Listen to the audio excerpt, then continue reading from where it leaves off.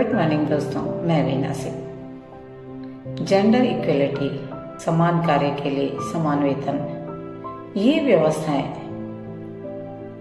संविधान में तो हैं, लेकिन सामाजिक जीवन में आज भी सामंतवादी सोच को ही सींचा जाता है।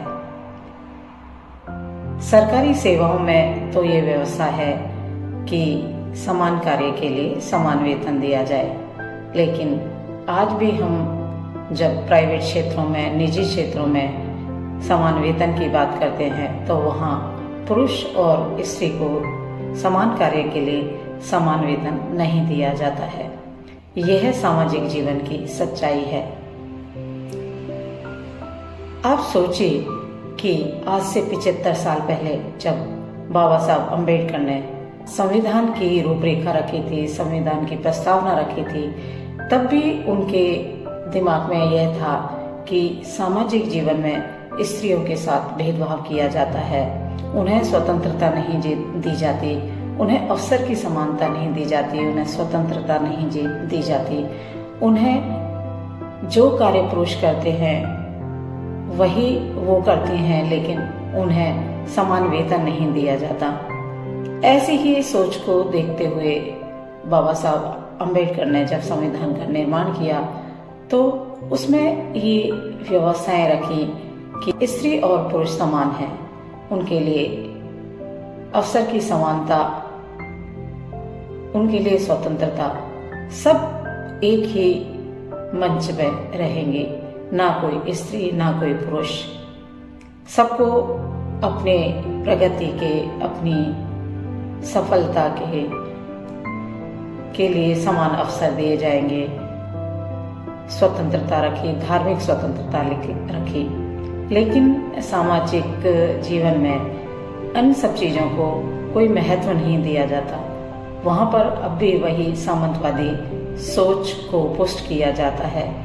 स्त्री और पुरुष में भेदभाव किया जाता है। जब भी मैं कार्यालयों में जाती हूँ, देखती हूँ, अपने साथी लोगों का व्यवहार देखती हूँ, तो अब भी वहाँ वही सोच रहती है कि स्त्री अलग है, पुरुष अलग है, स्त्री के त्योहार अलग हैं, पुरुष के त्योहार अलग हैं। आपस में कम्युनिकेशन करने में दोनों को झिझक होती है। वो दिमाग में रहता है ये स्त्री है, ये पुरुष है, हम इसके साथ कार्य कैसे करें। जबकि जब हम सरकारी सेवाओं में काम करते हैं तो वहाँ यह माना जाना चाहिए कि हम केवल कर्मचारी हैं, स्त्री और पुरुष नहीं, और उसी हिसाब से व्यवहार और काम को मान्यता मिलनी चाहिए। लेकिन सच्चाई यह है कि ऐसा नहीं होता।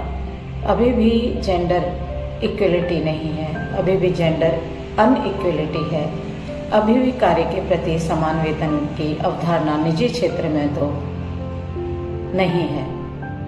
जब ऐसी चीजें देखती हूँ तो ये सोचती हूँ कि ये हमारी शिक्षा पद्धति है, ये किस तरह की है जो हमारे सामाजिक सोच में कोई बदलाव नहीं ला रही है। हो सकता है नए जो युवा वर्ग आ रहा है वो धीरे धीरे इन चीजों को बदलने की ओर प्रवृत्त है, लेकिन पुरातन सोच वाले लोग अभी भी ये मानते हैं कि स्त्री और पुरुष के दायित्व अलग अलग हैं और स्त्री उनसे एक निचले स्तर पर है, उसके ऊपर बहुत सारे प्रतिबंध होते हैं।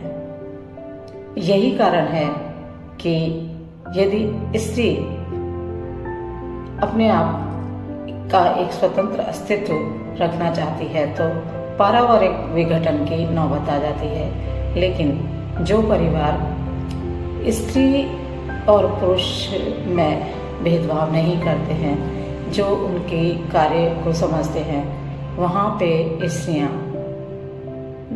निसंदेह रूप से अच्छा कार्य कर पाती हैं, क्योंकि किसी भी स्त्री की सफलता के पीछे उसके परिवार का हाथ होता है।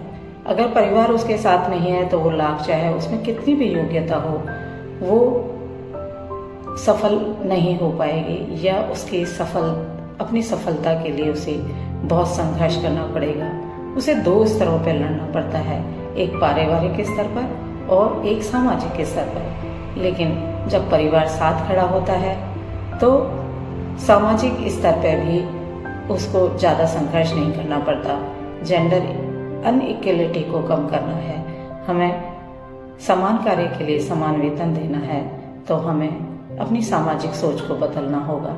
हमें ये समझना होगा कि दोनों की कैपेबिलिटी समान है और उसकी क्षमताएं बाहर आएंगी, मानसिक और शारीरिक क्षमताएं बाहर आएंगी जो सामाजिक विकास के कार्य में अपना योगदान देंगे।